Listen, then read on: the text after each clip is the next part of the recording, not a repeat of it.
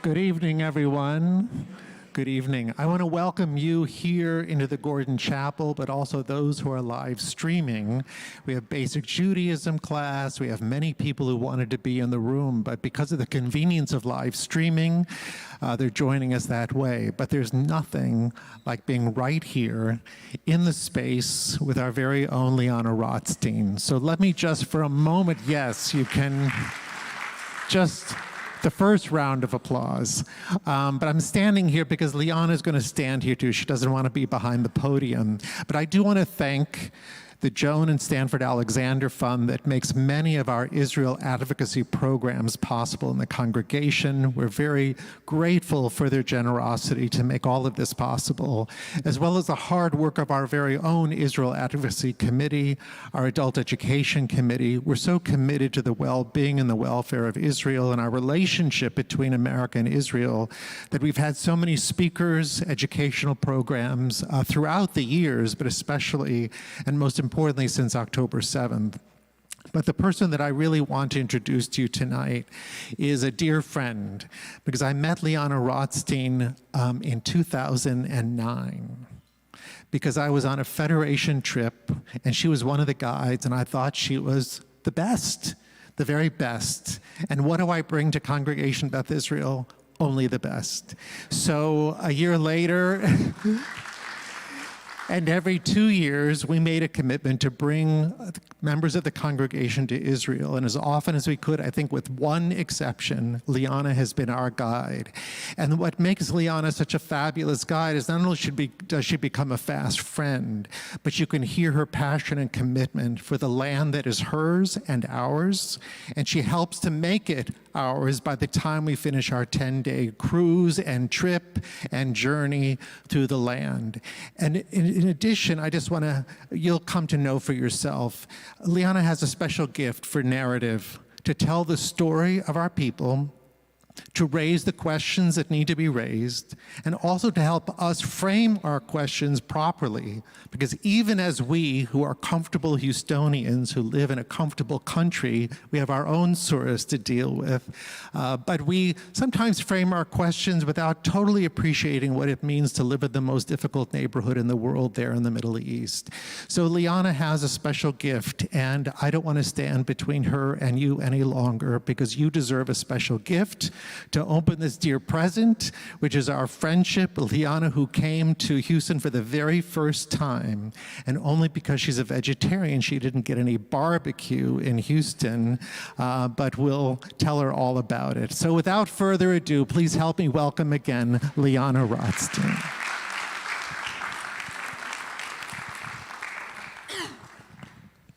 Okay, so as unaccustomed as I am to public speaking, right. So I first want to say thank you. Thank you for hosting me. Thank you for, when I told David Scott about my thought about coming when we were planning the virtual program way back in December, was it? There wasn't even a hesitation. He said, absolutely, we'll make it happen. So I've never been to Houston, and I couldn't have received a more loving, warm Houston welcome. So I want to thank you for that. I want to thank you for your ongoing long-term friendship, not just to me, but more importantly to the State of Israel.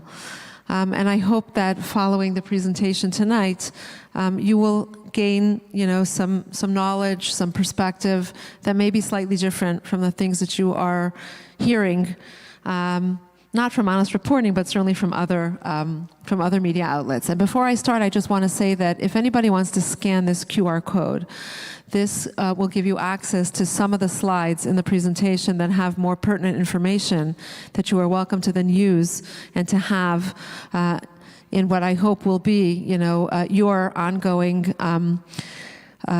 dialogue and standing up for Israel following this presentation. So I'll leave it up for a minute, but I do encourage you, if you don't want to do it now, then David Scott has it, and he can also send it in the email, and you're welcome to do that then. What I also wanted to share with you before I start is that the way this whole trip came together, in fact, was with a very dear friend who lives in Boston, and she contacted me in also December, around the time I spoke to David. And she said to me that she was totally distraught, that from October 7th, she was basically not functioning. She couldn't sleep, she couldn't eat, she couldn't breathe, she didn't know what to do. And she desperately wanted to come to Israel. And so the first thing she did was she's an architect, she's also an artist, and she started to create these cards. And she's involved with FIDF, and so she sent these cards that she wrote through FIDF to soldiers, and she wrote on the back her WhatsApp phone number. And 2 weeks after she sent them, she got this message from this soldier, and it said, "Shalom, I got your message. Thank you so much for your support. You made me smile." And he told her that he keeps the card in his pocket. And in fact, I spoke to her this morning, and she said that she just got another message from him telling her that now they have moved out of Gaza and they're now up in the north, and that it's much more dangerous in the north than it was in Gaza, and that the challenges that they have in the north are much more complicated, and certainly the challenges are challenging. I don't have another word better than that. And so I wanted to share this with you because, people say, what can we do? How can we help? And I'll address some of that further in the presentation. But something as menial as sending a letter and putting your phone number is very, very meaningful. Because while you are in Houston and we're in Israel, we are in fact one people. And there's nothing really that separates us other than land and ocean. But in terms of our hearts beat as one, and we stand together. And so this is certainly one of many things that you can do in order to show your support and show your love and to feel that you are standing together with us. What I have called my presentation is Beyachad Nenatzeach, together we will win. And the reason I chose to call it that is because that is in fact what you see wherever you go. When you are in Israel, the post-October 7th feeling and the post-October 7th atmosphere is one of unity, is one of stick-to-itiveness, is one of standing together. And as I will show you, this is not just a slogan. This is very much the mantra. This is very much the mindset according to which we are living today, 136 days into the war. But this is where I've come from. And can you all see? Okay. I don't sort of know where to stand with the live streaming, but I'm assuming that I'm okay. I don't do lecterns very well. So I've come to you from the war, and I've come to you from what Israel experienced on October 7th. And what I want to say is that October 7th, of course, is a traumatizing event in Jewish history. And it is very much up there with several other shift in paradigm events in Jewish history. And when we put it in that context, then you understand that October 7th doesn't stand on its own, but in fact stands as part of an ongoing, constant, I would say, test to our ability to survive and to our ability to be resilient in the face of not only adversity, but in the face of tragedy. And so if we were to go back to the beginning, go back to the beginning. Let's go back to the days of King David and go back to the days of Solomon, to the very first United Kingdom, long before there was United Kingdom in United Kingdom of today. And we were, in fact, an independent kingdom in Judea, in the land of Israel. And whilst we were the epitome of development at the time, a cosmopolitan, huge kingdom with great connections and commercial activity, ultimately, several hundred years later, we go from that all the way down here when the temple is destroyed and we are exiled to Babylon. And that's the very first time that we as a Jewish people have to contend with being evicted, exiled, kicked out of our land. And one of the first, unfortunately, of many that we would have had to ask ourselves, so what do we do in the face of this tragedy? Do we lay down and die and say, okay, that's it, we're done? Or do we pick ourselves up and rebuild and move on? And in fact, that's what happened. And many of the traditions that we do today, in fact, take us all the way back to Babylon, to things that began as a resilient Jewish people who had to learn to deal with that destruction. And while some of us return to Israel and rebuild an incredible, vibrant Jewish community in Israel with a beautiful temple, I would say the more traumatic event is the event of the destruction of the Second Temple. And the fact that we are sitting here in a synagogue, in a temple, in fact, a lesser temple from the temple in Jerusalem, is, in my personal opinion, nothing short of a miracle. And the reason it's nothing short of a miracle is because when the temple was destroyed, and we mark it on Tisha B'Av, logic would dictate that as a temple-based religion, none of us should be here right now. Judaism should, in fact, have disappeared because there was absolutely no way that we could be Jewish without a temple. Everything that we did was focused around the temple. And yet, with the destruction of the temple, with the expulsion of the Jews, with the exile into the West and many, many countries around, the Jews once again figured out a way to pick ourselves up, and not only to rebuild, but to sit here in Houston in a beautiful synagogue and to know that everything that we do connects us back to Jerusalem, connects us back to the Western Wall, connects us back to the temple that was standing, is quite phenomenal when you think about it. And there is nothing stronger than that resilient people that was able to pick up from one of the greatest tragedies ever. Please remember that what led us to that was huge conflict, internal conflict, hatred, violence, both physical and verbal.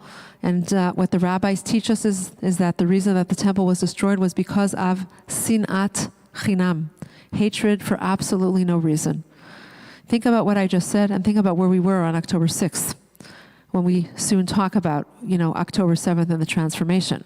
But before we do that, I do want to take you also to the expulsion of the Jews from Spain and the Spanish Inquisition, because that is another major watershed moment in Jewish history and in general history that impacted the New World where you're sitting right now, not far from here actually, but it impacted the Jewish world in general. Those of you who were with us in Tzfat, we talked a lot about that, but I think that one of the most important, there are two things that I want to mention, seeing as we're sitting in a synagogue.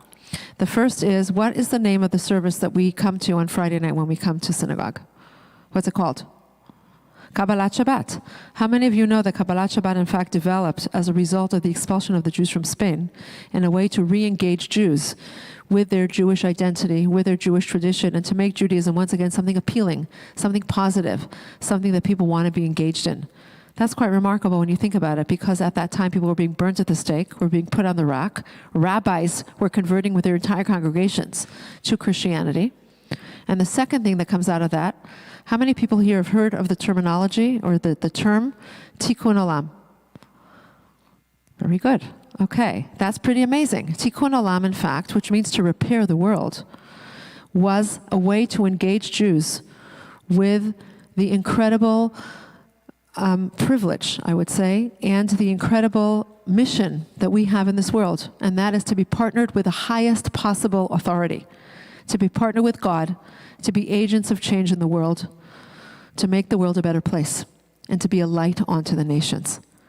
That's pretty remarkable when you think about it, because it means that you have not only a sense of purpose, but you are partnered with God. You're not working God, you are partnering with Him to be an efficient, effective, incredible agent of change in the world. And if you think about what the Jews have given to this world throughout the ages, it has all been motivated by how we can make this world a better place. And so, out of the depths of tragedy, we have continuously been able to be resilient. We've continuously been able to rebuild ourselves in spite of the fact that we have had some of the worst ever tragedies that befell us, including the Holocaust. The world of the Holocaust, the world of before, and the world of after are two very, very different worlds. And yet what happened as a result of the Holocaust, in spite of the Holocaust, 2.5 years later, the State of Israel is established.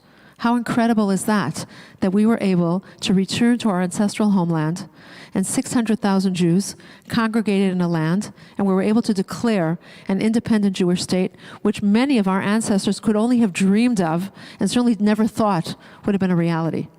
Right? And what was that, in fact, what was the purpose, or what was the, what was sort of the mindset in creating the State of Israel? It was to be a safe haven to the Jewish people, a place where we would not be persecuted, a place where we would not be massacred, a place where we would not be murdered, a place where we could live freely in our own ancestral homeland. And so from that, you understand why October 7th is another incredible watershed moment, because the worst day in Jewish history following the Holocaust was October 7th in that same land that was supposed to be a safe haven to the Jews. And it's not just a Jewish catastrophe. This is a global catastrophe that has and will continue to impact this world for many, many years to come when you understand that what happened on October 7th was not just an attack against Jews, because the Jews are only the first course in this very, very unappetizing meal that should be causing the world terrible indigestion. And so before we talk about that, I do want to talk for a moment about this idea of creating a national Jewish entity in our ancestral homeland. And what you're seeing here is, many of you, I'm sure, recognize Idan Amedi. Anybody who's seen Fauda, of course, recognizes him. But this is before he became a big star.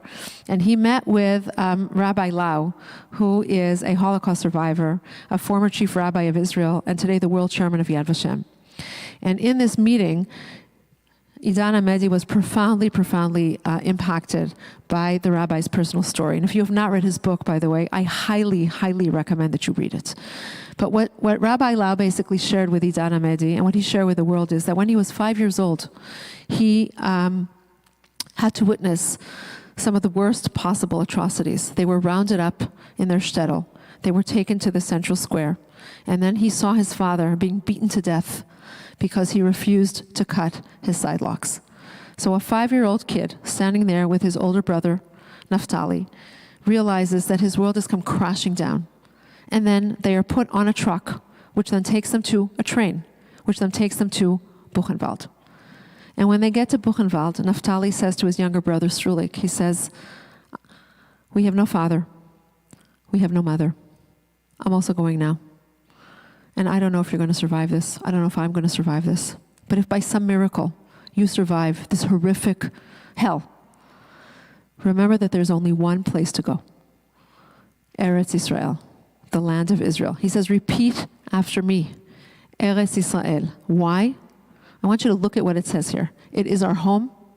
They do not kill Jews there. It is our home. In that context, I want you to think about October 7th. I want you to think about what that means, because it is our home, and yet in spite of that, they unfortunately do kill us there because they don't want it to be our home. And so when we think about October 7th and the map that I brought you here, which is a map of the Gaza Strip, created at the end of the War of Independence in 1948 as part of a ceasefire line drawn between Israel and Egypt. Okay? All of these red dots that you can see around the map are communities. These communities were simultaneously invaded by an army of terrorists on October 7th. I'm going to repeat that. They were invaded. This was not a haphazard, bad day that somebody woke up and decided to go and kill a Jew. This was a well-organized, well-thought-out, well-planned, well-orchestrated, multi-layered attack on Jewish communities surrounding the Gaza Strip. And who led this attack? This attack was in fact led by the Hamas terrorists, enabled by Palestinian civilians who we gave work permits to, because we were under a misguided misconception that if we gave them work permits and we allowed them to come and work in our communities and they had reason to get up in the morning and they could provide for their families and we could give them treatment in our hospitals, that would foster good relations and that would ultimately lead to some sort of more peaceful existence, without the word but existence on either side of the border. And what did those people do?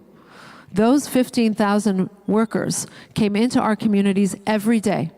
And what they did was they collected information. And the information that they collected was so detailed that they knew exactly who lived in which house, how many people were in each house, where the infirmary was, where the armory was, where and what the layout of the kibbutz was. And all of that information was given over to Hamas. How do I know that? Aside from the fact that I'm really very, very smart. But seriously, how do I know that?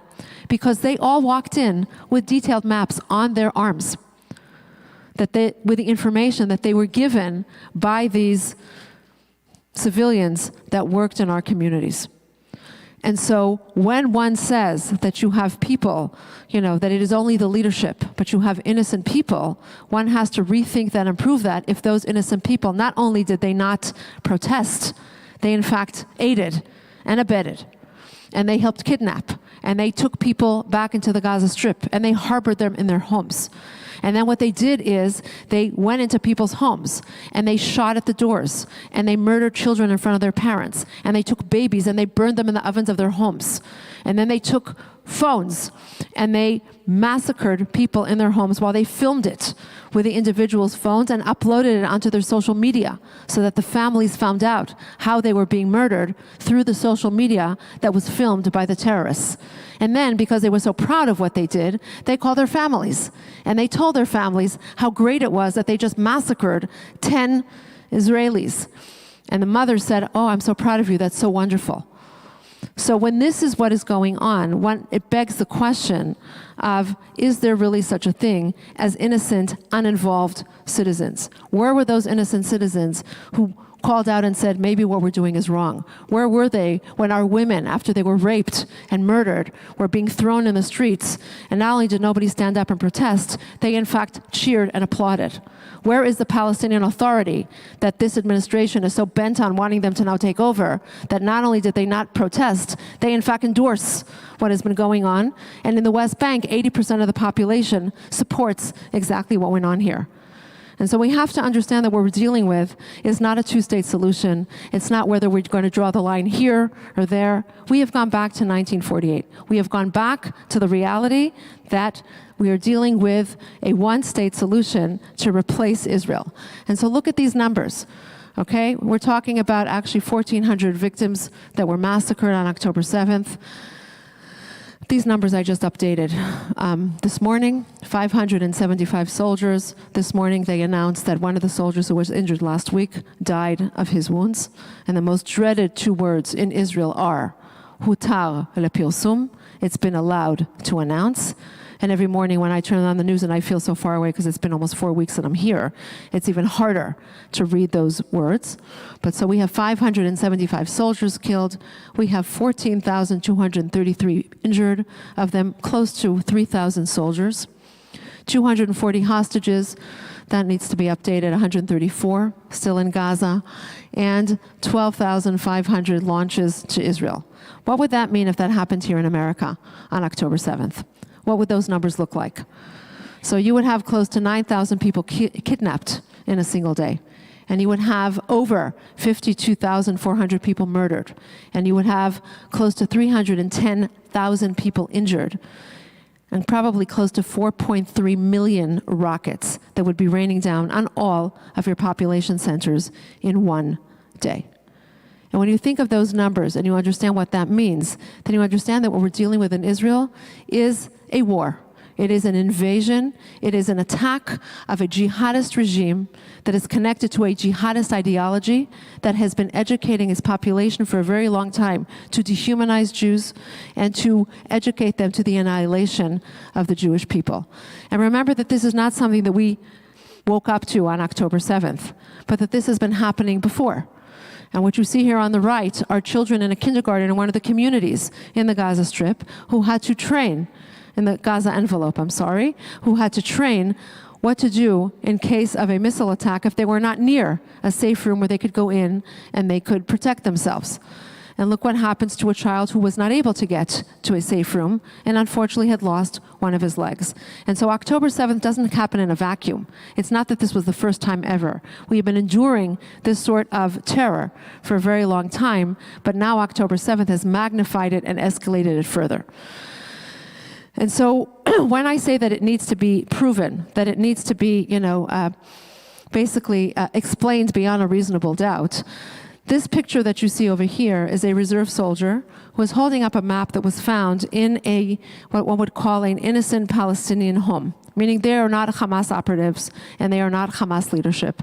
This is a civilian, and this map is one of many that have been found in many, many homes. And when you look at the map, of course, the map is in Arabic because it's in Gaza, so you wouldn't expect it to be in Hebrew. But if this were a map that represented an education of a people to potentially a two-state solution, even if it were down the line, you would expect to find Israeli towns, transliterated in Arabic, and Palestinian towns. Except that when you read this map, there is not a single Hebrew name on this map. There's not a single Jewish town on this map. There are only Arab towns and Arab names of cities as they existed before 1948. And if you were to tell me that this was a map that maybe dates back to 1948 or before, then my answer to you would be that there are many geographic locations that have since been identified and developed that are mentioned in great detail on this map that many Israelis are not familiar with. So there is an intimate knowledge of the land. It's just that it is a different perspective from what we, in the West may perceive when we talk about the types of maps and the type of education. And so between the river and the sea, Palestine will be free. What they are talking about is the annihilation of the Jewish state, a land that should be, as we would say in German, Juden rein, that there should be no Jews in this land at all. And if that's the mentality and that's the education, that's what you get. Okay? And to create this sort of destruction, again, this is not something that spontaneously happens. This means that you have to come prepared. You come prepared with accelerant. You come prepared with all sorts of flammable material in order to wreak havoc and in order to wreak destruction. This is genocidal. This is dehumanization. This is, in fact, a vicious, evil ideology that wants only to destroy and to eradicate. And then you get that. And then you get that. So what was the response to that? One would expect that there would be outcries all over the world to this horrific murder, massacre of humans. Okay? Let's not even call them Jews, but human massacre should be denounced regardless of who they are. And yet, on October 8th, these are the demonstrations that you begin to see all over the world. And I know that this is not new to any of you, but I show this to you because this was in Warsaw.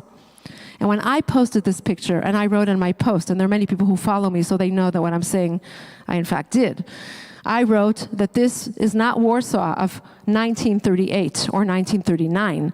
This is Warsaw of 2023. And what happened was that a Polish woman, who I don't even know, found me and began to engage me in Messenger and began to tell me, that I don't know what I'm talking about and what do I have against Poles. And of course, the Poles have been so great to the Jews and we have 1,000 years of history and blah, blah, blah, blah, blah.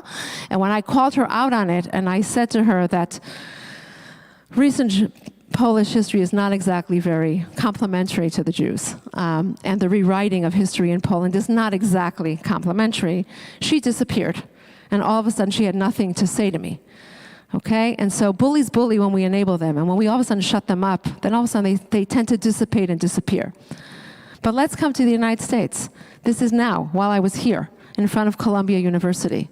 Trucks that say Israel is the new Nazi Germany. Trucks that say Israel steals Palestinian organs or harvests Palestinian organs. So when we deal with these sort of, rise in anti-Semitism that I know is not new to you, and I know that you all see it, and I drove today on your highway, and I saw the Free Gaza sign, and I also saw the Free Hostage sign, but I see many more of the Free Gaza signs than the others. This is what we're dealing with. This is a graffiti that I found in Jerusalem that I think is very, very accurate, because this is not a question of who you support. This has nothing to do with your politics. It doesn't matter if you're a Republican or you're a Democrat. It doesn't matter if you like Bibi or you hate Bibi. It doesn't matter if you're for the judicial reform or against the judicial reform. What matters is that you are dealing with deep-seated evil. And so this is a war of literally light versus darkness, of good versus evil. And when people begin to understand and internalize that, then they understand that the focus on Israel versus Hamas, or now Israel versus Hezbollah, is only, as I said, the first course on a very, very problematic menu, that you are on that menu as well. And the entire Western world is on that menu. And so we have to think very, very carefully what side we want to be on. Are we going to be on the side of light, as a light unto the nations, which is who we are? Or are we going to choose to side with darkness, and it'll be much, much worse than Darth Vader, I promise you, if they are the ones that win. So let's talk a little bit about these amazing stories of October 7th, of trying to combat the horrors of the invasion. This is Kfar Aza. Kfar Aza is, in fact, where some of us stood on our last mission, right there at that fence. And it is one of the 27 communities that were invaded on October 7th. And the neighborhood that you see here is the neighborhood of the young people. When you are living on a kibbutz, when you turn 18, you no longer live at home with your parents, and you get your own cubicle. You're now an adult. And you live usually at the edge of the kibbutz because everybody's partying and they're singing and they're dancing and they're making a lot of noise. And of course, the parents don't need all that noise in their backyard. But when you are invaded, that is the very first neighborhood that is going to be attacked because you're right next to the fence. And this, by the way, is right up the road from where we were standing with that picture that we took, our group picture. Okay? And when the siren goes off at 6:30 in the morning, Netta Epstein and his fiancée go into their safe room, where one would go when one expects to protect themselves from a missile attack. Except that when they go into the room, what they start to hear is Arabic outside their window. That is not what one expects to hear when there is an attack. And so Netta comes out of the safe room in order to check what is going on, and as he approaches the door to their cubicle, the door is flung open, and a grenade is thrown in. And Netta catches the grenade and throws it out.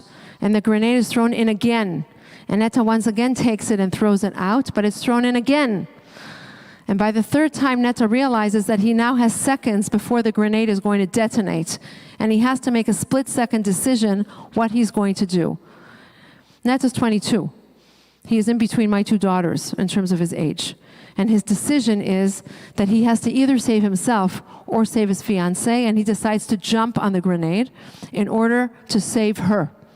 And after she sees him exploding in front of her eyes, she now has to make a split-second decision because the terrorist is right outside the door. And what will happen if he enters the door and finds her? Not great. And so what she does in order to save herself is she takes the remains of Netta's body and she pulls it over herself and lies underneath him so that when the terrorist enters the house, he doesn't see her and doesn't know that there's anybody else alive in that room. And so she survives physically. She's not doing so well, as you can imagine, emotionally and psychologically.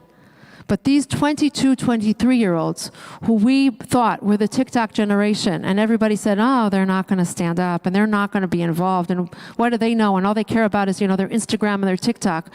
This generation is the most inspirational generation that we have had to date. And they take us back to the 1948 young people who were fighting the war. And the same thing in Sderot. We were in Sderot. An army of terrorists invaded Sderot and took over the police station. The police station was built in order to be a protective structure for those who are inside. But what happens once it is invaded? How do you then take it over? How do you then take them out? It took 18 hours to be able to ultimately take control of this building because it was a fortress, as it should have been, except that the people inside were not our people. It was invaded by terrorists. And there were very, very brave policemen and women who were inside this building, in the stairwells, using their pistols, shooting at the terrorists, killing them one by one to prevent them from getting up to the top. And then a very, very brave policeman outside took his rifle and shot at a terrorist on the roof next door and in the second floor there, so that then our security forces could come in to even begin to attempt to take control of this structure. So we're dealing with huge bravery, but we're also dealing with huge trauma.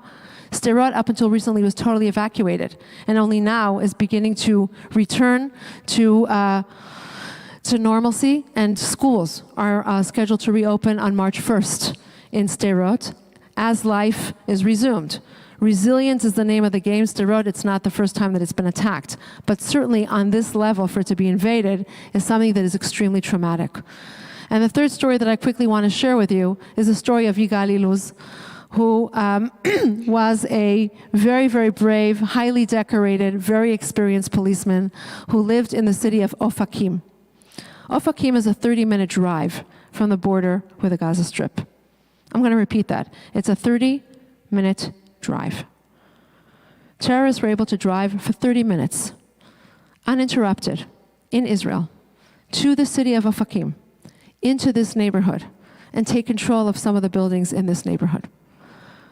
When that happened, when Yigali Luz heard the sirens, he rushed to the Nova Festival because he knew that there was a young music festival going on, and he rushed there in order to try to save the lives of some of the kids who were there. He then got word that Ofakim was invaded, and so he rushed back to his city in order to do what anybody would do, to protect his city from attack. He didn't even go home. He went straight to this neighborhood, and he stood exactly the way I am, and he was wearing his protective vest, and he was focused this way where he could see the terrorists, and he told his people to stand behind him, and he began to move forward. What he didn't know that in this building right here, in this home, there was a terrorist.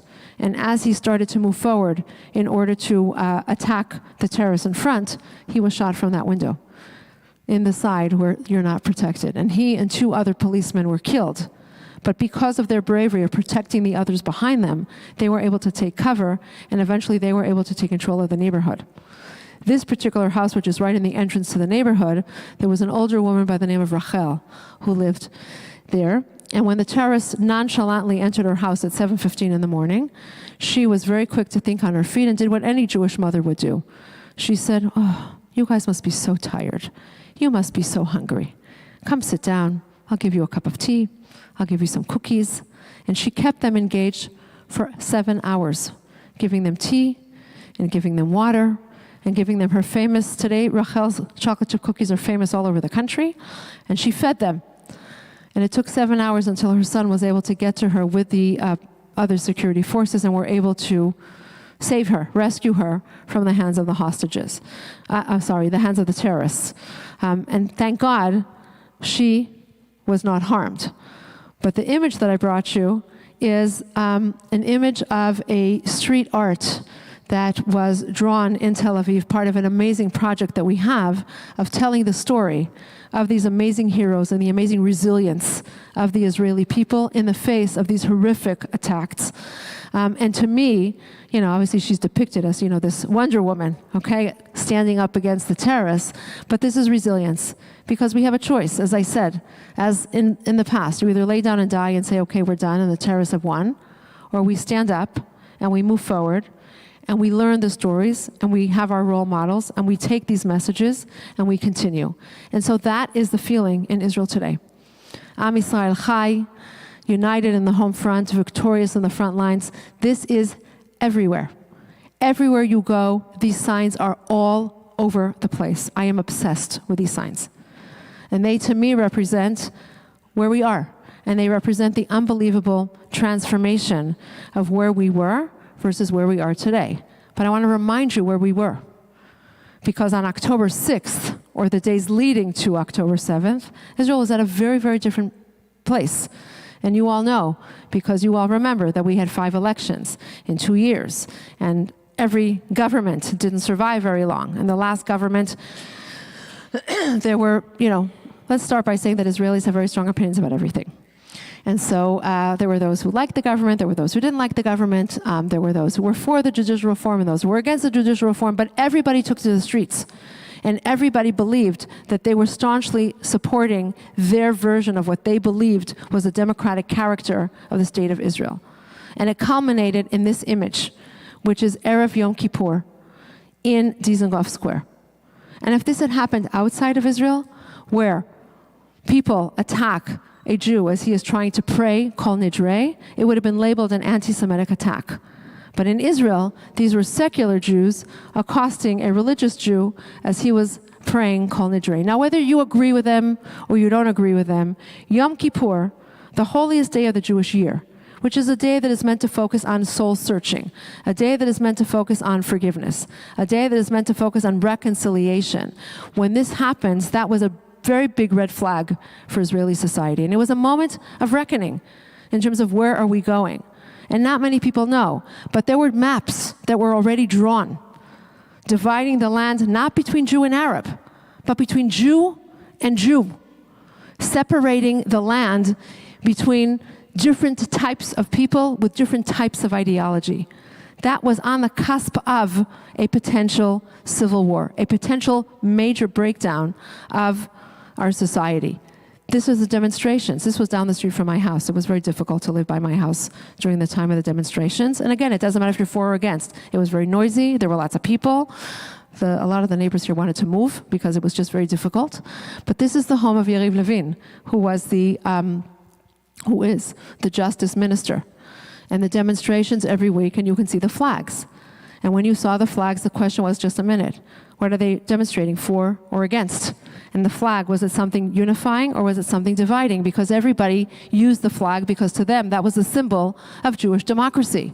But when somebody spray paints this on the house of Yariv Levin, the enemy of the people, that's a red flag. Because once again, it is verbal violence. Is that incitement or not? We can have a debate. But this was where we were. This was what our enemies saw. This is what they thought. They could just very quickly use that in order to just push us over the edge. But when you go there today, that's what you see. That's not where we are today. What you see there today are people coming together in order not to demonstrate, but to stand in unity and in solidarity in order to free our hostages.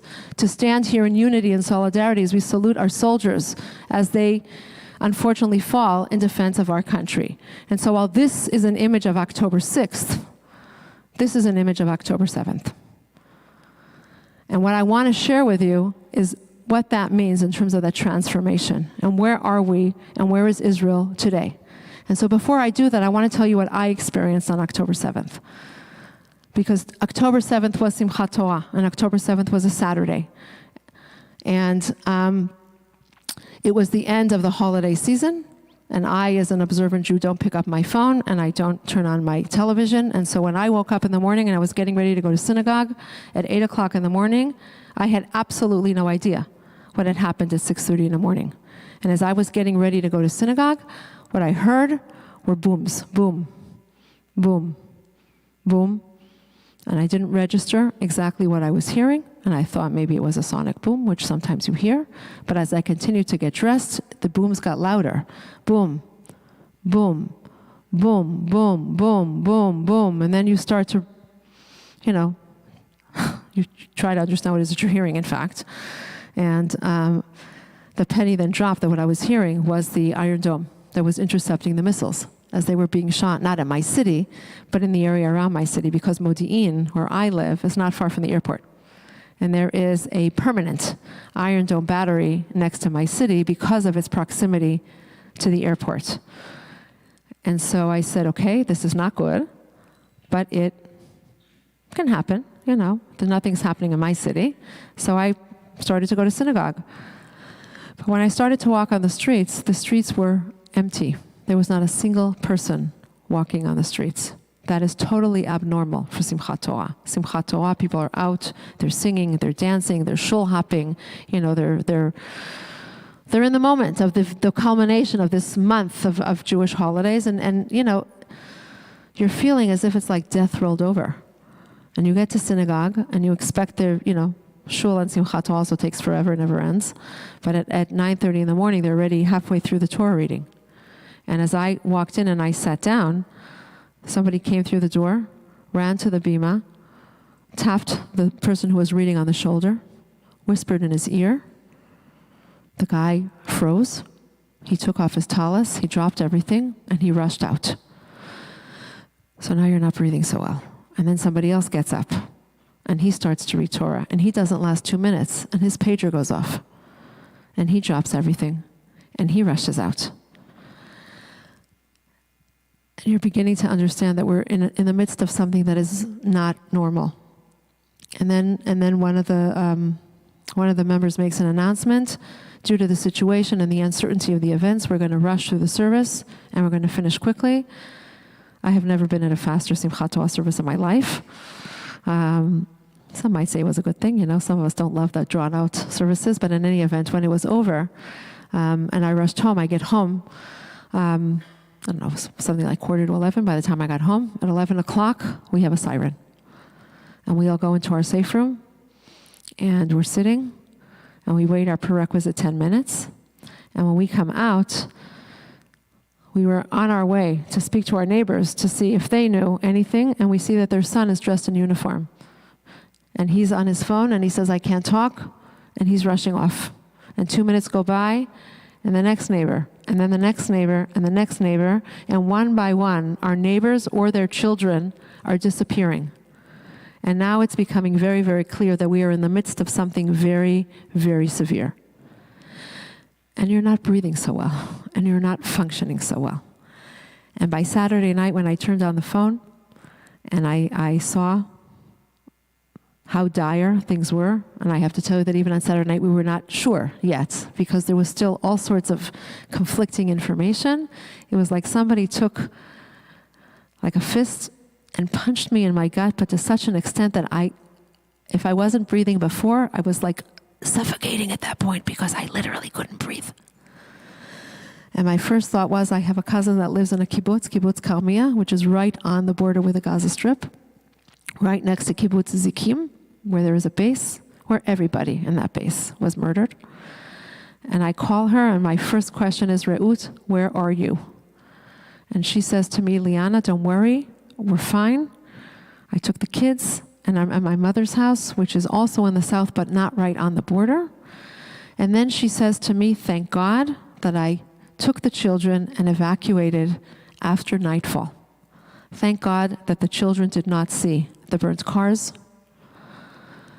the burnt bodies, the destruction on the road. Her husband was left behind because he was in charge of the security at the kibbutz. And it's not totally registering, but you're understanding that you're dealing with something extremely severe. And the next morning, her entire kibbutz is evacuated to a hotel in the north. And a few hours go by, and her mother calls me. And she says to me, Lyana, how would you like to get some refugees? So you guys know me. Those of you who know me, I've already done this in the past. I've taken in my family before.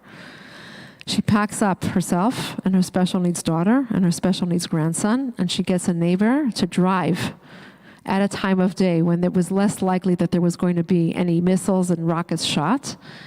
And she comes to me and she says to me, Lyana, every time the Iron Dome was shot to intercept the missile, the entire house shook. And the tiles on the roof shook. And everything was like this. And they couldn't deal. And so they come to me. Modin is like this island. I want to tell you that throughout the war we had 4 sirens. We were like very lucky. But all around us, there was constant. So she's now at my house, and we're beginning to process slowly what's going on because the conditions of the bodies were so bad, and so many of them were burnt and mutilated. And I don't want to go into details, but you understand what I'm talking about. It took a long time to identify them. And so the picture that you see here is Friday. It's almost a week after October 7th, when we get information that 2 female soldiers, members of my neighborhood, were amongst those that were massacred on October 7th, and that they were identified and were now being brought to burial. And whilst we all wanted to go to the cemetery, there are missiles flying, and you can't congregate hundreds of people. And so a message goes out that everybody should stand on the street with flags in order to salute the family and the soldier as they're driving in a procession on their way to the cemetery. And so remember the picture I showed you before as opposed to what you're seeing now. That's what October 7th was. And when we went from one to the other, a young child behind me asked his mother, Ima, is today Yom HaAtzmaut? Is today Independence Day? And she said, no, why? And he said, then why are all the flags out? And what she said to him was, my darling, right now, every day is Independence Day. So I want you to feel as if you were standing with us on that Friday morning on our street as we were saluting them in the procession to the funeral.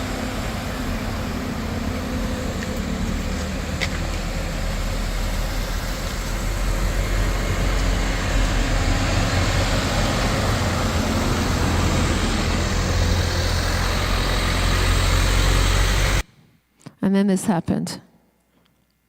Oh. All right. Well, what happens is that everybody starts to spontaneously sing Hatikva. I don't know why it's not working. But I added this because this was a couple of nights ago. So if one would think that this was only the days right after October 7th, and now we're at a different place, the soldier that was killed last week in the terror attack in one of the major junctions in Israel is from my city, another one from my city. And he happens to be a soldier in the unit that my daughter, who is a bereavement officer, is responsible for. And that night, as the funeral procession was going, once again, a message was sent, and everybody came out to stand with flags. And I put this here because it's important for me to say that whilst people may say that, yes, everybody was united right after October 7th, and there was this dire feeling 136 days into the war, clearly those feelings dissipate. Clearly life goes on. Clearly people have gone back. And so no, people have not gone back. And we're not on October 6th anymore. We are on October 7th. And so that's what you see wherever you go in Israel. And that's what you see at the airport when you leave. They are everywhere. And that's what you see when you go to the supermarket and you buy anything. Your toilet paper has it, okay? Your frozen chicken has it. Your beers have it, right? Everything has it because this is where we are. And this is the feeling of where people are at in terms of this sense of unity from the ground up.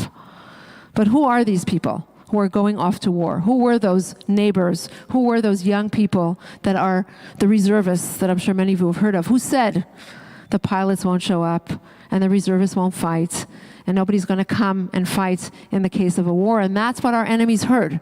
And so that's what they thought was going to happen when they invaded on October 7th. So my daughter, this is Re'ut. She's 23 years old. She's my number 2. Okay? And my oldest was injured in his military service, and he cannot, to his great chagrin, I have to say, and great frustration, he cannot serve in the reserve. The soldier whose procession you saw in the previous, not the one recent, but the first slide, was her soldier. She was the commander of the war room in Nachal Oz, where all of the girls in that command room were burnt to a crisp by Hamas.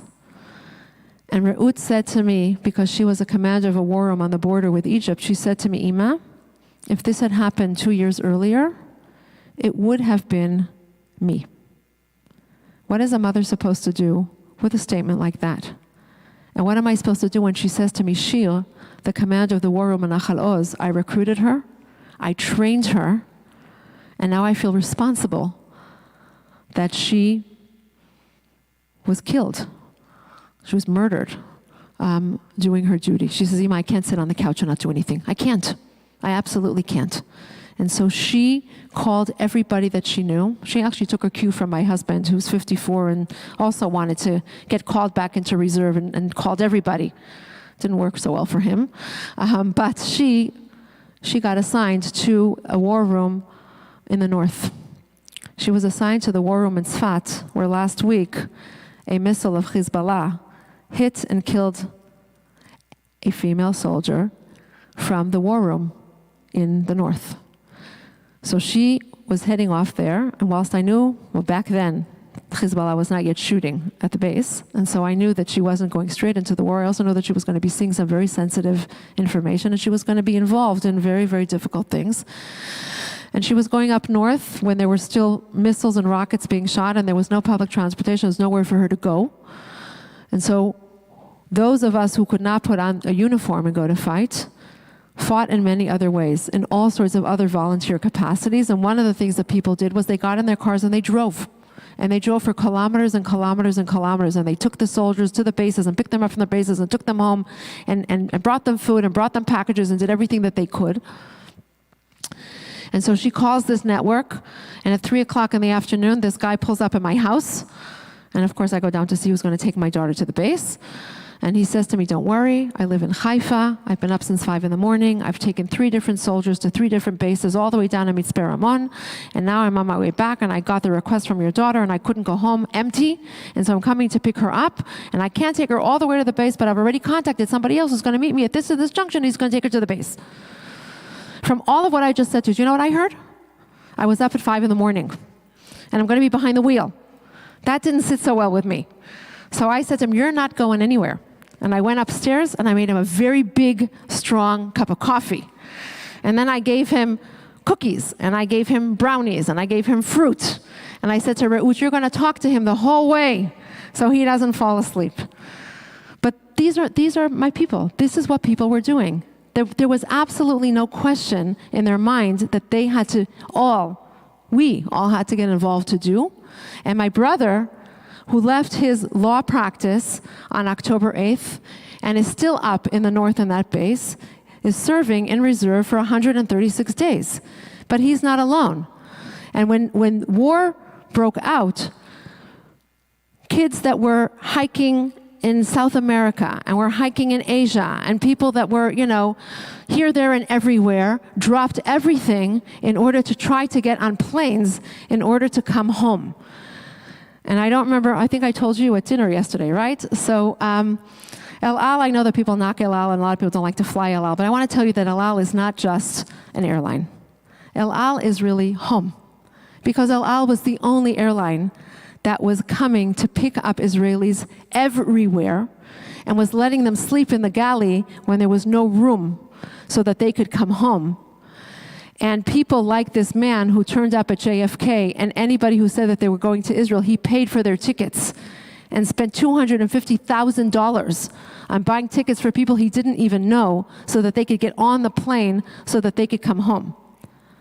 And for those who may not know, last week, when the families of the hostages flew to The Hague in order to lodge a petition for Hamas to be tried there for war crimes, El Al took them. And you know what the number of the flight was? LY 131 for the number of days for the hostages. And when they got on the plane, what the pilot said was, they said, we are with you, we are fighting with you, we are standing with you, and we will ensure that the plight of the hostages is front and center. And so every tower that we will communicate with on the way to Hague, we will first mention the hostages before anything else. That's not just an airline. Okay, and so what I said to Rabbi Lyana yesterday at dinner was, my husband sent me yesterday, right? Yesterday he sent me this TikTok little movie of an El Al commercial. And it said, who would believe, that El Al could put together such a commercial? And what was the commercial? I was sitting in Kansas City Airport waiting to get on my plane, and I was bawling. And everybody looked at me like I was like nuts, but I was bawling my eyes out. Because what was it? It was exactly what I told you. It was images of young backpackers in the Himalaya who were trying to get home to Israel, and they got a message on their phone, and they get to the airport, and there's not a single plane that is flying to Israel. And all of a sudden, like the Messiah, this El Al plane lands. And they get on the plane, and it's filled with Israeli young backpackers. And what does the pilot say? The pilot says, to all the men and women who are serving in reserves and in active duty, we salute you. We salute your dedication. We salute your willingness to fight and stand for our country. And we are here to take you home. And here I am sitting in Kansas City. I haven't been home for 3.5 weeks at that point. And all I'm doing is bawling my eyes out, because that's what this is. Okay, and that's who these people are. There's a joke, or it's only half a joke. What does the war in Ukraine and the war in Israel have in common? Both of them fill planes to Israel. Meaning that, Ukraine people are fleeing from Ukraine when there's a war. But in Israel, they're flying into Israel in order to fight the war. Okay? So people like Idan Amedi, who you guys recognize, dropped his very, very successful acting career in order to go and fight, and posts and says, this is not a scene from Fauda. But he wasn't alone. We had famous chefs, and we had, famous actors and famous singers, together with the people who worked in the supermarket and the people who worked in successful businesses. Everybody dropped everything, and 150% of them were there on October 8th in order to stand and fight. And what many of you don't know is that there was a march 2 weeks ago of these reservists marching to Jerusalem and demonstrating in front of the Knesset, telling the Knesset that they want to be given the opportunity to finish the job. So whilst here you may hear cries of ceasefire, in Israel you hear cries of no ceasefire, because we need to get the job done. And the campaign that is still going strong, although, he posted it before he got injured, so I used him as an example.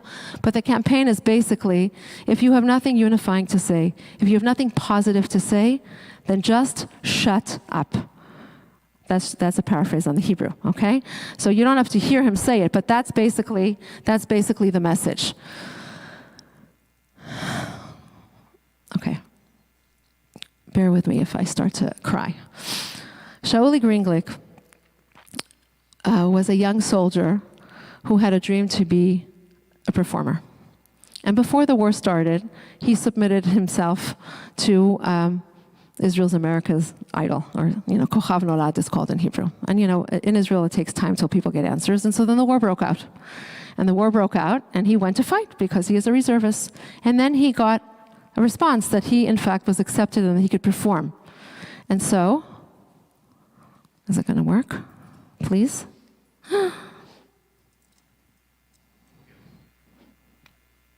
Can you please make it work?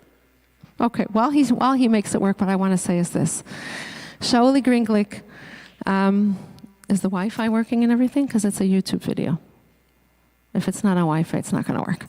I can see that there's no arrow. I'll keep talking until maybe they get it to work. If they don't get it to work, then I will make sure to send you the link afterwards and you're all going to see it. But basically what happens is that Shauli leaves the war. He comes to perform. He has the most unbelievable voice. His audition, what's the expression in English? He knocks it out of the park. Is that the expression? Okay. Unbelievable. And everybody's like in awe. 2 weeks after that, he's killed in action. And all of Israel basically stops breathing because the song that he performed is a song that we all today associate with him and no longer with the original performer. And he touched everybody in their kishkis, right? And he basically dropped his dreams and went to fight. All right, I want you to get the Wi-Fi working for the end of the presentation anyway, so you can keep working on that while I keep telling you the story. But when they get up from Shiva, after so many people, came in order to pay their respects to the family, they needed a little bit of a little bit of quiet. And so they went down south and to a bed and breakfast. They're a religious family, and what they were concerned with was that how would they be able to say Kaddish in an area where there are very, very few religious people. And so the daughter posts she does a post on Facebook, and what she basically says is, if somebody can come and maybe, help make a minyan one of the services once a day, we'd be very, very grateful. And what ultimately happened is that loads of people turned up 3 times a day in order to be there for them to be able to say Kaddish for Shauli. And what the mother basically said was, she said that during the Shiva, what touched her the most were the people who she didn't even know, who came from all over the country to say thank you for Shauli's dedication, to say thank you for Shauli's sacrifice, to say thank you for, okay, we'll say thank you for everything that he did, but what's important for me is what she says. She doesn't watch the news, and she doesn't read the newspaper, because she doesn't want anything to disrupt the feeling of love and support that she felt. Like she was enveloped with this hug that she got from the people of Israel, and all that white noise that I was talking about, she didn't want it to disrupt anything that she was feeling. And this is Aryeh Ryan, 39 years old, tank commander, married with 3 little girls, 8-year-old and twins, 6-year-old, went off to fight on October 8th, and whilst he was offered many different positions because he was already older and experienced and he had a family, Aryeh said, this is what I know how to do, this is my profession, this is what I need to do, and I'm not going to step down from my position as a tank commander. They had just bought a new house, and so he got time off to move his family into their new house on a kibbutz. He had 3 days in the house with his family. He went back to fight, and 6 days later, he was killed. So they were living in that house for 10 days. The people in the kibbutz don't know him. He's my best friend's brother. This family is in Israel, we would call a mixed family, meaning that there is an ultra-Orthodox sister, a modern Orthodox sister and parents, and secular brother. The kibbutz, who didn't know them from Adam, turned up immediately. First of all, they fixed the garden so that they could set up these big tents so that people could come. And then their challenge was, how are they going to feed them? Because you need a kosher kitchen, and this was a secular kibbutz. And so they called all the different communities around and asked if people would be willing to volunteer in order to help prepare meals. And what happened was that there was this outpour of people who came from all over. And they were just bringing food, and they didn't even put their name on it. And what they wrote on it was, with love and gratitude from the Jewish people. And what my friend said at the end of the Shiva was that this unbelievable feeling of unity, of love, of support, this incredible feeling of standing together for people that they didn't even know, that's where we are. That's who the people are now. That's what October 7th has done to the Israeli society. And it's important also to remember the young soldiers, those who are in active duty. This is Lavi. Lavi Lifshitz is a member of our community. I've known him since the day he was born. His mother and I grew up together. When Lavi's unit was called to action on October 7th, he said to his parents, I don't really want to go to war, but I don't have a choice because right now it's our time. And we have to go and we have to fight. And 3 weeks into the war, Lavi was killed. And Lavi had a file on his computer that said to be opened if I don't return. And on the many, many things that he wrote, Lavi was a photographer, and you can see that he's holding a camera. He was actually in touch with my husband, was a photographer. One of the things that was most striking is he said, I'm fighting for my country and my life is not worth more than anybody else's. What you find of these soldiers, and you find hundreds and hundreds of these letters, and they all say the same thing. If you're reading this, then something has happened to me. And unfortunately, Lavi is not the only child of very dear friends who I know that was killed. And when you speak to the families, when you read these letters, what comes through every single one of them, of these 20 and 21-year-olds, is that not only are they committed to fighting for their country and that they are willing to die because they understand that this is now their time, what they are saying is, we don't want you to be sad. We don't want you to mourn. We don't want you to be bogged down in despair. We want you to be productive. We want you to continue to build. But the most striking thing that they all say is, please make sure that the society that we have left behind is a society that is worthy of the sacrifice that we have made. Now, we are mature adults sitting here, and we could all write letters like that. How many of us expect our 20 and 21-year-olds to write such deep letters with such a deep meaning, with understanding of how pivotal the moment was or is that they are fighting in? And many of these letters take us back to the letters that we find in 1948, to the exact same commitment of understanding that it is a now or never. And so the school is named after him, and we recognize the incredible sacrifice that these young people have made and continue to make in the defense of our country. But while we talk about those who died, it's also important to remember that there are those who live, but that there are those who are also injured. Many, many people are injured.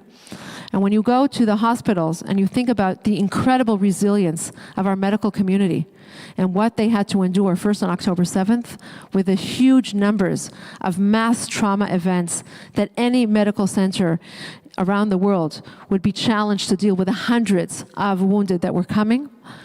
Sheba is the largest rehabilitation center, which has treated more than 3,000 soldiers to date.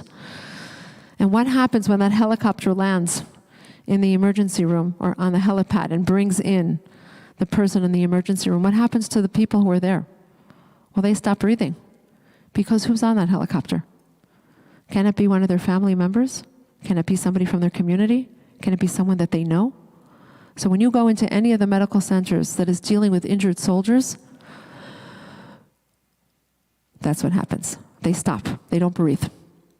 But when you then go in to the wards, this is what you see, that real heroes don't wear capes. Because who are these people? These are young kids in an after party. The after party that continues from when they were fighting in the front line. Because when you speak to them, the recurring message is, we're fighting for our country. It's an inconvenience that we have been injured, and all we want to do is get better so that we can go back to the front and fight for our country.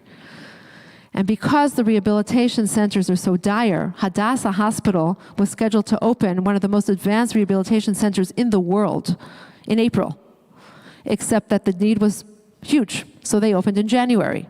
And when you go into the building, under construction, half the building is not even open yet, but they are all being used in order to be able to answer the great need. And you go into the elevators that are not paneled yet, and these are the messages that you see in terms of where we are and what is happening, right? And so I show them to you again because I want you to see the smiles on their faces. And I want you to think, of who these kids are and what it is that they are doing and what they are fighting for. And this is what I want you to remember, because Idan Amedi may be the chauffeur, but Idan Amedi is speaking the words that every single one of them, in fact, feels.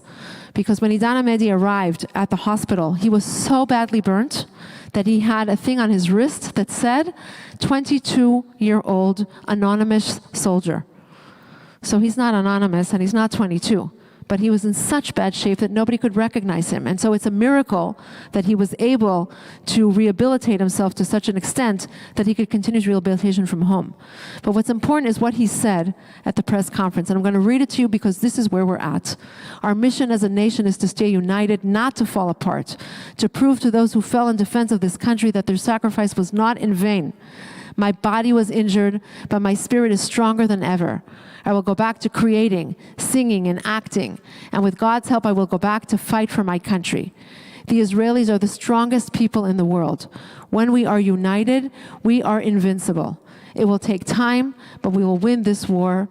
We have no other choice. That's where we're at. That's where Israel is. That is the difference between what is coming out of Israel and the messages that you're hearing in other parts of the world. So who are these guys? What are we doing? What we're doing is what I said. Those of us who can't put on our uniform, we want to do what we can in other ways. So I, on October 7th, lost my income, right? Nobody's coming to Israel, right? Well, that's not true. There are people that are coming to Israel, but not many, okay? And certainly not in the beginning of the war. And so I couldn't put on a uniform, but my friend was one of the people who was driving around, and she heard about this unit, mixed religious and secular, and what was the message that we got? We're up on the northern border, and when we're not guarding, we want a little bit of recreation. So we want some mystery books for the secular soldiers, we want religious spiritual books for the religious soldiers, we want some games, we need some help. So Miri, my friend, says to me, well, I can do the mystery books. I don't know what to do with religious spiritual books. That's not my forte, she says to me. So we joined forces, and in 36 hours, we not only get everything that they needed, but we also get non-perishable food, and we get coffee urns, and we get hot plates, and we get all the things that they may need in order to keep Shabbat out in the field. We mobilize it up to them, and we then have people like you who begin to send us funds in order to buy what they need, in order to help them do what they need to do in a more comfortable manner. Because when you have 300,000 people called up overnight, he can't provide everything right away, okay? And so, when they get their coats, keep your fingers crossed that it's going to work. Okay, all the people who donated these jackets for us, thank you so much. Here in northern Israel, weather can get pretty nasty, so you guys are keeping us warm, and our hearts are also warm because of you guys standing here with us. Thank you so much. Am Yisrael Chai! Meaning that when they're there, and they know that you are here, sending them love and support there, that means everything. That's why the letters that you'll send, and the money that you'll send, and the regards that you'll send, whether you do it through me or through FIDF, or through the rabbi who's going on Sunday, or through anyone that you're going to do it, that means more than you can possibly imagine. And when this unit got their coats, the day after they got their coats, they were the ones that were sent down in order to protect the hostages that were being released from Gaza. And the message that I get is my deputy is keeping warm thanks to the coat and gear that you provided. How amazing is it that we could facilitate that, and through that we could partner with them to be involved in one of the most historic moments of our people, one of the most important mitzvahs ever, and that is to release people from captivity. It's an unbelievable feeling, okay? And how did we all feel when we saw this picture? None of us know them personally, but we all felt like our family came home. We were all moved to tears on Super Bowl night. I think this moved us to tears a lot more than the game when we learned that they were coming home. But we don't know these people, not personally, but yes, we do, because they are our family. And what's amazing about this is that when I was in Modi'in, and I was actually buying some gift cards for the evacuees in my community with a friend who had come from overseas, Diana, who's standing in the middle, saw us buying, and she said, "What are you doing? Who are you buying for?" And we said, "Well, we're buying, in order to bring a little bit of love and support to the evacuees that are living in our community." And she said, "Wow, that's so amazing. I'm also an evacuee. I am from Kibbutz Nir Yitzchak, and I'm currently living in a hotel in Eilat." And so my friend said, "Let me please buy you a cup of," and she said, No, I don't want you to buy me a cup of coffee. That's not what I asked you to do, but I want you to know that you should know how meaningful what it is that you are doing. I was so moved. She's a beautiful woman, right? So Diana and I have now stayed in touch. And every so often I text her and I want to know how she's doing. So here I am in New Jersey, Sunday night, Super Bowl, and I see that these men are coming home and they're from Kibbutz Nir Yitzchak. And so I send Diana a message and I say to her, "What great news to have them come home. I'm so excited." And she was so touched by the fact that I took 2 minutes to send her a message all the way from here, because we're family. And because that's what these random, coincidental, non-coincidental meetings, this is what it means. And this, just like the image of the flags, 136 days into the war, we are still going very, very strong with all of our initiatives. This is a junction right outside of Ofakim, that city where Yigali Luz went in order to save the people from the Nova and then that neighborhood. This is an open field that on October 8th was turned into a way station that provides everything that the soldiers need, from 10,000 hamburgers that are barbecued every day, to haircuts that are given, to, what do they call them, mobile showers, to massages, to pedicures, to physical therapists who come and volunteer in order to give them treatment while they are coming out from Gaza before they go back in. This is my darling sister-in-law over here. And 3 weeks ago, the chief Sephardi rabbi came down in order to bless them for what it is that they are doing for the soldiers. I promise you that October 6th, you would not see this image. Not the rabbi there, and not the people standing next to the rabbi there either. And it is so amazing that last week, they were on TV, being commended and talked about the fact that still going strong, these incredible initiatives of supporting the soul. That's my sister-in-law, in case you didn't recognize. I'm a very proud sister-in-law. But what's amazing is this. These are the soldiers who come there, and all they do is write messages to people like you, who come from all over the world in order to volunteer and to be there to show your love and to show your support and to make them feel that they are not alone, that we stand united together. And in addition to all those things, many people here know that these are the things that I do, the challah bakes that we do but they're not just challah bakes, they are in memory of. So Dor is my bereavement officer's best friend who was killed on October 7th, and so we had a challah bake with a very close friend of mine who was not religious, who had never been to a challah bake before, and asked to participate in it, and was so moved that her daughters then asked if they could now do it weekly in memory and in honor of soldiers and the hostages. And 2 weeks later, my other daughter's friend, whose cousin was killed in the Nova Festival and was celebrating his 24th would have celebrated his 24th birthday, which coincided with my mother's yahrzeit. We invited his family, who had never been to a challah bake before, to honor his memory. And we send it out every week to the soldiers. And one of the messages I get is, "Wow, I knew Amit. How amazing is that he could participate in this memorializing of Amit through this project of the challah bakes and the soldiers and the virtual challah bakes and the cakes and all the things that we do and all the messages that we keep getting and all this incredible activity of people coming together." And this to me is the epitome of it. Because up until October 6th, the Western Wall was probably one of the places that was in the center of all of the protests, in the center of a lot of the disputes. And now you have here hundreds of thousands of Israelis who have come together to pray with all of the chief rabbis to pray for the release of the hostages.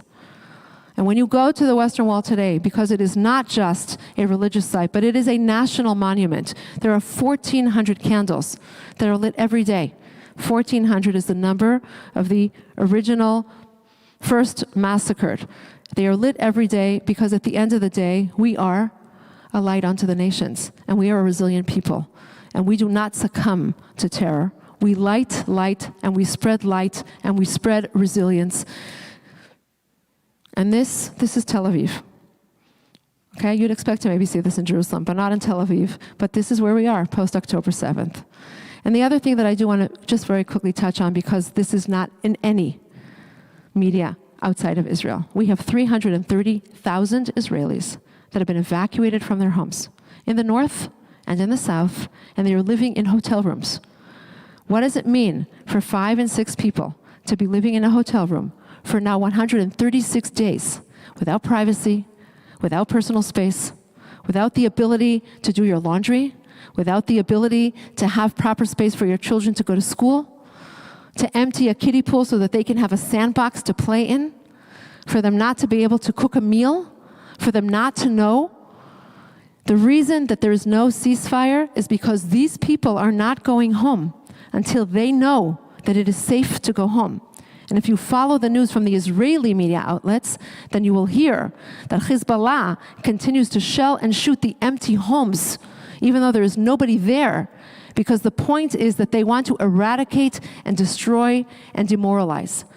So Israel in good conscience cannot end the war until it knows that it can provide the security that is necessary for its citizens. Okay? My washing machine works overtime when I'm home, doing laundry for the evacuees in my neighborhood. And when you ask them what they need, this is what they want. They want to be able to cook a home-cooked meal. And so my friend opened her kitchen, and a woman came and cooked couscous, and when she served it to her husband and he sat down to the table, he started to cry. Why? Because the simple things that many of us think now are chores, and we really don't want to go home and have to cook dinner. It's a real pain in the butt. But for these people, those simple, normal chores represent what they have left behind and what they are yearning to go back to. And it's important to talk about this no less than what people are talking about on the other side. And so what happens? When you want to breathe. What happens when you need just a moment to take time out? And where do you go when there's nowhere left to go? Because the country that is small has shrunk. And all you want is to go for a very short walk in nature just to heal. And then you meet a guy with a backpack. And on the backpack, there are the pictures of all of the hostages. And when you invite him to go for a hike with you, he starts to tell you his story. And his story is that his grandson was massacred by Hamas on October 7th. And his granddaughter, at the time, was being held hostage by Hamas. And so even when you want to breathe, you can't breathe because everything around you is still in perpetual trauma from what we are dealing with, including this. We have to do what we can in order to support the Israeli economy so that the economy continues to thrive, so the families continue to have an income, so we have what to eat, so that we can put back into the economy so we can fight the war. And so while we go off and we pick, you need to know that units take time off to go and pick, and entire businesses send their workers for days to pick, and students get stipends in order to go and pick. And this is an ongoing issue because many of the workers went home after October 7th and have not come back, and the reservists are still fighting, and so there's nobody to work the fields. And so when I say that we stand together united and together we will win, it's not just about where you fight in the war. It's everything all-encompassing in what is happening in Israel. And so let's just talk for a minute about language. Let's talk about associations. Because when you think about yellow, I don't know that you necessarily think about that. But in Israel, when you say yellow, that's all that it means. The hostages are front and center everywhere. And so I was very happy to see their picture today on the highway here. And I saw it in Philadelphia, and I saw it in Miami, but I haven't seen it in many places. But in Israel, they are front and center, and they are part of every single conversation, and they are part of every single debate and every single issue. And whilst they are I don't want to say demonstrating, but they are certainly campaigning so that we bring them home. Part of the debate is, what does that mean? And how do you bring them home? Right? Israel is committed to bringing them home because we won't survive as a society if we don't. They are in captivity because we fail them. When I say we, I mean our government, right? We fail them. And if we don't bring them home, then that's a double failure. But how do you bring them home? And what is the right way of bringing them home? And what is the cost of bringing them home? And when you negotiate with Hamas, what does that mean if the price keeps going up because they think that you are negotiating from a position of weakness? And what happened when you negotiated one for 1,068, and now you're negotiating 240 for larger numbers? And what does that mean next time? Does that mean that we're going to have even larger numbers of hostages because they will continuously be emboldened and they will be inspired? And what will it mean to one of you if you're kidnapped off the streets here in Houston because a Hamas operative thinks that Israel will negotiate for you just as much as they will negotiate for them? So there's no simple answer. And it's very, very difficult. But this set table that you're used to seeing in Israel is not set the way it's set everywhere else, because half of them have come home, but half of them are still in captivity. And we need to remember the conditions in which they are being held. They are being held in 400 miles of tunnels under Gaza in an impossible situation, in an area that is larger than the underground in London, than the metro in Paris, than the subway system in New York. And we know that they're still there because we find pictures and we find clothing and we find evidence that they're there. And if you read the news today or yesterday, then you know that now Israel is concerned because Sinwar may have escaped into Egypt through the tunnels with some of our hostages. And so it is an impossible situation that Israel is fighting against an evil enemy that stops at nothing in order to continue to do psychological warfare. And so when we deal with these tunnels in Israel, when you go to this installation, what it tells you at the end is Vayehi Or. There is a light at the end of the tunnel. We are committed to bringing them out of the darkness into light. The question is how we do that. And so wherever you go in Israel, you will see that they are very much in the front and center of our psyche, LY 131. And therefore, orange is that in Israel. And how is it that the world has not been in an uproar, that there are still children that are being held there and no one says anything? And this is what red means. Except what we want it to mean is that. And when you go to Israel today, there's a huge campaign to bring the red back to the south so that the flowers will continue to bloom and that will go back to meaning this. And so before I end, what I just want to say is that this song, which I don't know if it'll work, we'll see, but the words are very, very important. This has become like an anthem, because the song, which was written before the war, the chorus basically talks about the fact that even in the dark hours of the night, there's always a small star to light your way home, guiding you back. It's always darkest before dawn. But in the end, there's dawn. In the end, there's light. And so what we have to be committed to is to bringing the light, is to bringing them home and to ensuring that we are resilient enough to have that light and not stay in the darkness. And so this is one of hundreds of videos.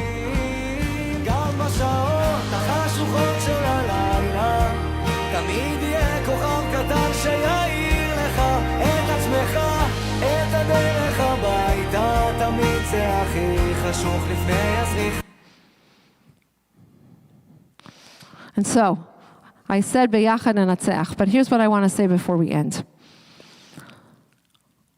When we talk about Am Yisrael Chai, and we use that expression, which I think basically says everything about who we are and where we are and what we are as a people, I don't know how many of you know where it actually began and where it comes from. But Am Yisrael Chai was used for the first time when Bergen-Belsen was liberated. And when the liberating armies entered the camp, they were led by a British rabbi, and he saw the people rising, the skeletons rising from the ground. What he basically said was exactly that. He said, I don't believe it, but Am Yisrael Chai. It was recorded on BBC. And it represented this notion that even then, in the darkest hours of history, when they tried to annihilate us and destroy us, we survived, we prevailed, and we live. And that sentence was then taken by Rabbi Shlomo Carlebach and was put to music and became the motto of the Free Soviet Jewry. But he added another sentence to it, right? And we sing, before we say Am Yisrael Chai, we sing Od Avinu Chai. And he took that from the story of Joseph, because when Joseph revealed himself to his brothers, the very first question that he asked was, Ha'od avi chai? Is my father still alive? And Shlomo Karlebach said, it's not my father, it's our father. We are all the children of Jacob. We are all the children of Israel. And when we ask, are we alive? We are alive because Am Yisrael Chai, because our father, Jacob, was still alive, and we persevered and we prevailed. And so when we talk about Yachad Nenatzeach, and we talk about here, this is what I want to leave you with. We are together not just on both sides of the ocean. I know that you feel my pain, and the first question that you all ask me is, how are you? And how are your children? And how is your family? But I am going to return and say that I'm also going to ask, how are you? Because after having been here for 4 weeks, you guys are not doing so well. And what I see here in America is very, very troubling, because the white noise here of the side that is not supportive of Israel is very, very strong. And we are not part of that conversation. We are not visible. We are not vocal. We are not speaking out. And so while I encourage everybody to come to Israel, which is super important, those who are not coming and those who are here have to engage in the conversation. We have to speak up. We have to have more billboards. We have to have more trucks. We have to call our representatives. We have to be part of the conversation, because otherwise, the other side that is very, very vocal, they are the ones that are dominating the conversation and dictating the agenda. And for us to win together, and for Am Yisrael to really be alive and to be resilient, we now have to come out of that mindset of the Jew that is just going to hide and wait until it all blows over. And you have to be Israeli. You got to stand up and you got to speak out. Because bullies bully when we enable them to bully. And if we don't, or at least we balance them out, they may not be shrinking violets, but they certainly may not be as loud as they are. And I share this with you because of something that I experienced that resonated with me as an adult. Because growing up in Israel, we are very, very lucky. We don't have to deal with anti-Semitism. We deal with other things, but we don't have to deal with anti-Semitism. We grow up in a majority Jewish. We can be proud of who we are, and we're sort of, at times, full of our own self-importance a little bit too much. But one of the times when my husband and I traveled to Rome, and my husband always travels with his kippah. We took the train from the airport to the city, and when we got off the train, somebody said to my husband, not such a good idea for you to wear your kippah. And this is not now. This was like several years ago. And my husband turned to him and said, you know what, I'm wearing my kippah, and if I die, I'll die a brave and proud Jew. I'm not taking off my kippah. So I said, nobody's dying. No one's dying. Let's not talk that way. But to him, the idea of taking off the kippah was something that was abhorrent to him. And at the end of our trip, on our very last night, when we were sitting at a cafe and having dinner late at night right next to the Pantheon, there was a very distinguished-looking Italian couple sitting at the table next to us, constantly moving and shifting in their chair and playing with their phone. And he kept doing this until finally my husband looked at the phone, and what he was showing him was a picture of Hitler. And when he swiped it, he showed him a picture of a swastika. And my husband, being, the tough Israeli that he is, turned to him and did, bravo. And we went on with our dinner, and the guy all dinner, he kept harassing us with these images. And when we were done, before them, we got up, and my husband, being a bit obnoxious Israeli at that point, I would say, took his kippah and did like this to him and said, bye, and we walked off. And we walked off, and we walked around, and we ended up in one of the side streets from the Pantheon, and it was already late at night, and we were, window shopping. And when we turned from one of the windows, there was nobody around, and all of a sudden, that guy was there, towering over us, and his wife was leaning on the wall like this, and he starts screaming in Italian, take off your kippah, and spit on your kippah, and step on your kippah, you're Jew, blah, blah, blah. And my husband, company commander in the paratroopers, is ready to take him on, right, at midnight in Rome. And I said, you know what, it's our last night. I don't think it's such a good idea. We're not going to take him on. You can shout back if you want, but you're not going to punch him in the face. And we're walking back, and the guy's walking with us. And as soon as we got to the square, as soon as there were other people around, the guy melted into the background. The guy was a coward. He was a bully, and he was a coward. And what resonated with me was, how scary it would have been pre-1948, when there was no Israel to stand up for us. But the second thing that resonated with me was that they bully when there is nobody there. But as soon as there were people there, if he was really standing up for his convictions, he would have continued to bully us with all the people around and try to rail them up to fight with us. But he didn't do that. And so I share with you my aha moment, and I say these bullies, they scream loud when there is nobody to counter them. So I'm not telling anybody to put themselves in danger, and I'm not telling anybody to take anybody on like my husband wanted to do physically.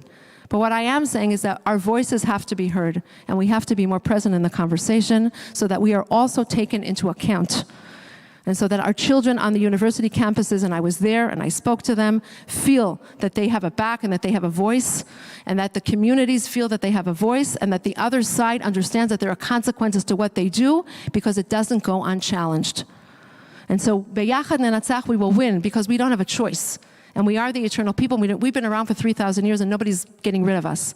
But it is an uphill battle, and we have to do it together. We will do our bit on our side, and you will do your bit on your side. And please bear in mind and remember that Israel cannot fail because Israel is not fighting the war for Israel. Israel is fighting a global war. It's fighting a global war that affects everybody. Russia, China, North Korea, Iran are all interconnected. And when people don't understand that and talk only about Israel and the Palestinians and don't zoom out to understand that it's a much bigger issue, they are doing themselves a disservice. And so we who want to leave a better world for our children, and we want to ensure that the free world that we are so, devoted to continues to survive, we all have to stand up against evil, because when evil men, when they combine, the good have to associate and they have to speak out. So let's do it together, and let's make sure that Am Yisrael will live and that we together, we will win.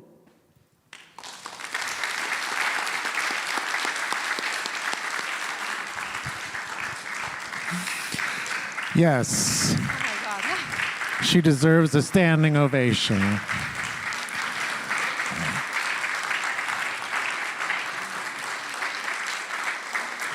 B'yachad ninatzeach. My friends, we won't have time for questions and answers tonight, but during a little cookie and water reception, you can certainly find Lyana. Let's give her a chance to have a sip of water, and we can engage with her for a few minutes before we make our way home and remember this incredible, passionate, and important message. Not only take it home, but share it with everybody you know. Thank you. Thank you.